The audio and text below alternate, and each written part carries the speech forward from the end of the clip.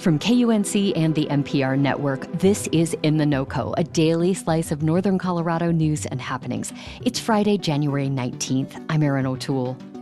Art wasn't a realistic or lucrative career path when Amoako Boafo was growing up in Accra, Ghana in the 80s and 90s, but he didn't put his paintbrush down. I kept making my paintings, and from time to time, I would get lucky and have someone buy one. In those days, Boafo says it was a victory to sell a painting for $100. Today, his works go for hundreds of thousands, even millions of dollars. It's the kind of sharp rise to fame that could really change a person. But Boafo remains close to his roots. He could live anywhere, but he chooses to stay in Ghana. His exhibit hanging at the Denver Art Museum speaks to those roots and how they intertwine and expand upon leaving and then returning to your hometown. His portraits are vibrant, textured moments with an emphasis on Black joy. Boafo and curator Larry Osei-Mensah sat down with In the NOCO's Robin Vincent to discuss the show and more. I want to talk about cultural identity, how that changes when we live in different places. Amoako, I'm wondering about when you moved from Ghana to Austria. How did that influence your art and your cultural identity, moving from an African nation to a European country? From where I come from, I'm part of the majority, so I do not have any confusion in my head. I know who I am. I know where I come from.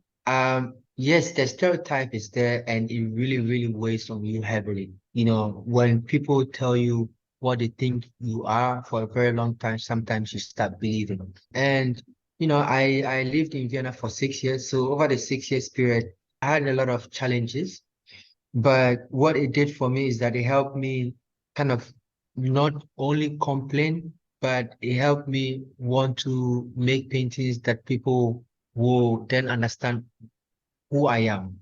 So it wasn't anything that I was gonna start complaining that, oh, they see Black people, they think all Black people are drug dealers. They see Black people, they think we are this or we are that. I wanted to make paintings that suggest or how I see my Blackness. Most of the challenges that I had in Vienna were that, most people would just hypersexualize you. And I didn't think that liking sex is anything bad. And so I didn't want to reject that aspect. I wanted to use that and build upon it. So one thing that I started doing was that I started looking more into myself, and that's when I started doing self-portraits. And the first series I did with the self-portraits were body politics, where I will pose myself because it's like, for me, I feel like I want to start from where they see you, because when they see you, they hypersexualize you, which means they see you naked. And so I want to build on that nakedness and then add the value that they refuse to see. Larry Osei-Mensah, I'd like to turn to you.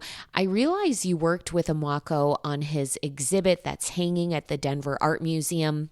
It's called Soul of Black Folks, and that's a nod to W.E.B. Du Bois and his book about Black history, racism, and inequality. Now, that was published back in, 1903. It was your suggestion to weave Du Bois into this show. Why is that? This collaboration started several years ago, and it really, for me, was important to contextualize Amaako's work within the framework of an institutional platform. Because yes, work was selling well, but everybody was talking about the numbers and not really getting into the meat and potatoes and actually the content. And, as we were discussing the show and I was doing research and, I just got back from Ghana yesterday.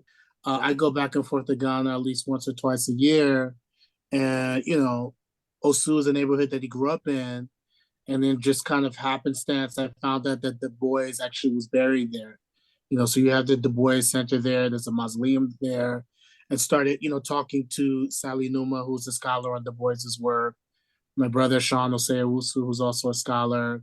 And starting to see these linkages in terms of how Du Bois was trying to assess Black life at the turn of the 20th century. On top of the work that he did for the World's Fair, where he actually took statistics and created these infographics. So he was also an artist. And so for me, it was interesting to kind of see what Amoako was doing. And he already kind of alluded to using the practice as a platform to kind of look at the world around him, to look at self, and to tell the stories that he felt weren't being told.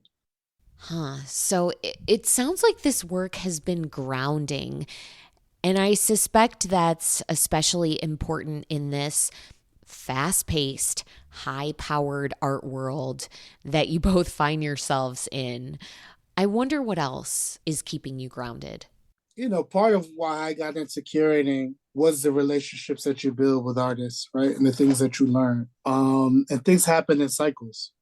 I studied business management in undergrad, have an MBA, so I know these cycles. And one thing I did not want to happen was that Amoako's work gets chewed up in this cycle. I think, too, spending time with him in Ghana and seeing how important community is to him, right? With all the success and attention that he's gotten over the last several years, he still makes it about community, right? He founded Dot Atelier, the residency last year. It's just became 1 year old. First group of artists, I got an opportunity over the holidays to go see their work and see the quantum leaps that they've made through doing the residency.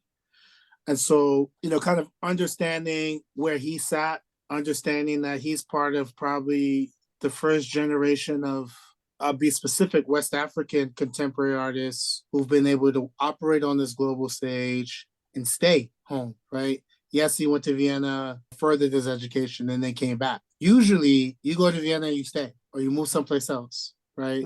And I think that's just kind of the immigrant-migrant story, where it's like you have to migrate someplace else in order to actualize your dreams. For those of us who are close to the immigrant experience, we understand that when you leave a big part of yourself behind. And yet doing that, leaving, immigrating to another place with more opportunities often feels like the only way. But Amoako, your decision to stay in Ghana, that's going to make this path possible for others, right? There's more I can do here than being in Vienna. Because when you come to Ghana, all people think about when it comes to career is, being a doctor or a teacher or a banker, and they rubbish anything creative. I wanted to find a way to have people understand that there could be more than just, what is there. Maybe we should be allowed to explore. And that's what we've been able to do. Just trying to see how I can push them.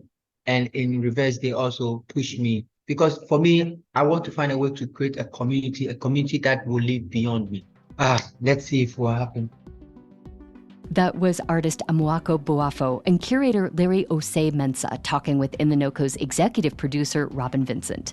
Boafo's exhibit, Soul of Black Folks, hangs at the Denver Art Museum through February 19th. That's it for us today here on In the NOCO. Stephanie Daniel helped with today's episode. I'm Erin O'Toole. We'll see you next week.